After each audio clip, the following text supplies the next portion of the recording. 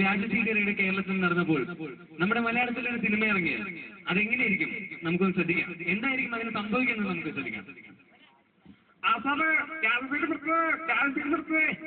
എവിടെ ഈ വ്യാജ പീഡി? അയ്യേ, ഇതാണോ വ്യാജ പീഡി? ഇതൊരു വ്യാജ പീഡിയല്ലേ? ഓ, ഈ വ്യാജ പീഡി കാരണം 2-3 ദിവസമായി എനിക്ക് ഇരിക്കാറേ പറ്റത്തില്ല. ആഹാ, സാറിനെന്താ വല്ല പൈൽസിന്റെ അതോ മൂട്ട കടിക്കുന്നുണ്ടോ? ഓ, അതൊന്നും അല്ലടോ, ഈ വ്യാജ സീഡി റെയ്ഡ് ചെയ്യാൻ ഡൽഹിയിൽ നിന്ന് ഒരു കരുത്തർ ഇങ്ങോട്ട് വരുന്നുണ്ട്. What nonsense are you talking, Mr. DIG? അങ്ങനെ വിട്ടിച്ചിരുവാണ് ഈ പറയുന്നത്.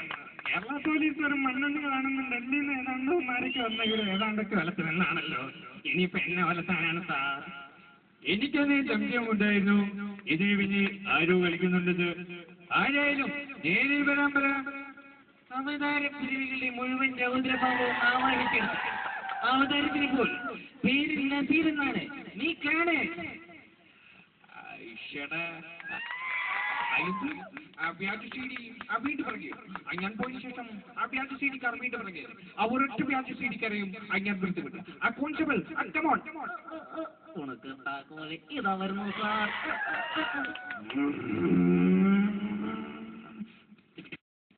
ഹലോ മിസ്റ്റർ പെരേര, എന്റെ വ്യാജ സീഡി വിളിക്കുകയാണെങ്കിൽ സത്യന്മാരിന് വേണ്ട വൈദ്യങ്ങൾ പരിചയ ഒരുപാട് വ്യാജ സീഡികൾ ഒറിജിനൽ സ്വാഭാവികമായി തരാം.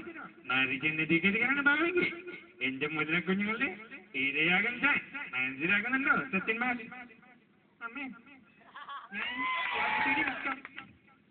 അമ്മേ, വ്യാജസീഡി വേണോ? തരളെ, വ്യാജസീഡി വേണോ? അയ്യത് ആ സത്യൻ മാഷല്ലേ വ്യാജസീഡി പറയും. അത് തന്നെ ഞാൻ വെറുതെ വിടില്ല. ഐഷടാ,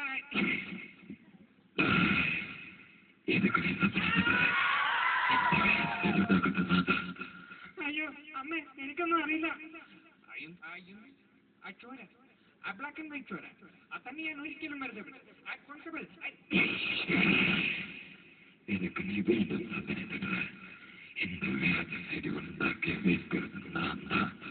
അമ്മേ, എനിക്കൊന്നും അറിയില്ല അമ്മേ.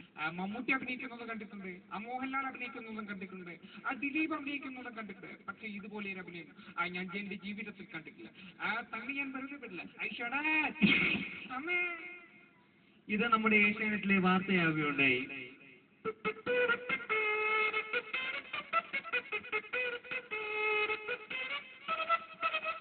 നമസ്കാരം. പ്രധാന വാർത്തകൾ. ഇന്നത്തെ പ്രധാന വാർത്തയിൽ കേരളത്തിൽ നടക്കുന്ന വ്യാജ സീഡി റെയ്ഡിനെ ആസ്പദമാക്കിയാണ്. നമ്മുടെ വ്യാജ സീഡി റെയ്ഡിനെ കുറിച്ച്, വ്യാജ സീഡികളെ കുറിച്ച് നമ്മോടൊപ്പം സംസാരിക്കാൻ ഇപ്പോൾ നമ്മോടൊപ്പം ഉള്ളത് പ്രശസ്ത 2 സംവിധായകരുണ്ട്. ഒന്ന് ശ്രീ ലാൽ ജോസ് ആണ്. ശ്രീ ലാൽ ജോസ്, താങ്കൾക്ക് എന്താണ് ഇതിനെ കുറിച്ച് പറയാനുള്ളത്? സത്യത്തിൽ ക്ലാസ്മേറ്റ്സ് എന്ന സിനിമ ഞാൻ ഷൂട്ടിംഗ് കൊടുക്കുന്നത് ഏകദേശം എന്റെ വ്യാജസീഡിയാണ്. പിന്നെ ഷൂട്ടിംഗ് കഴിഞ്ഞ് പടം പുറത്തിറക്കിയപ്പോഴേക്കും അതിന്റെ കളക്ഷൻ മുഴുവൻ വ്യാജസീഡിക്കാരുണ്ടായി. അതാണ് സത്യത്തിലെ ക്ലാസ്മേറ്റ്സിന് സംഭവിച്ചത്. ശ്രീ സിദ്ദിഖ് ലാലിന്റെ മറ്റൊരു അതിഥിയായിട്ട് എത്തിയിട്ടുള്ളത്. നമുക്ക് ശ്രീ സിദ്ദിഖ് ലാലിനോട് ചോദിക്കാം.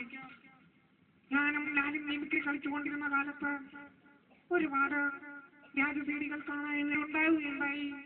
പക്ഷേ എനിക്കിന്ന് നിങ്ങളോട് പറയാനുള്ളത്, വ്യാജ സീഡി ആരും കാണരുത്. കാരണം അത് ഞങ്ങളെ വയറ്റിപ്പിഴപ്പാണ്. ഇന്നത്തെ ഈ വീഡിയോ റെയ്ഡ് നമുക്ക് നമ്മുടെ മുൻഷിയിലും വാർത്തയാവുകയുണ്ടായി. മുൻഷിയിലേക്ക് നമുക്ക് ശ്രദ്ധിച്ചു നോക്കാം. അണ്ണ, ഈ വ്യാജ സീഡി പിടിച്ചത് അറിഞ്ഞോ അണ്ണ? അല്ലോ, ഞങ്ങൾ അറിഞ്ഞു ഈ വ്യാജ സീഡി പിടിച്ചെന്ന്. അല്ല കണിയാരെ, നിങ്ങൾക്ക് എന്താ ഇതിനെ കുറിച്ച് പറയാനുള്ളത്? അയ്യരെ, ഈ വ്യാജ സീഡി പിടിച്ചു കണ്ടതല്ലോ, അതിന്ന് മാറി വ്യാജ പീഡി ആയില്ലോ.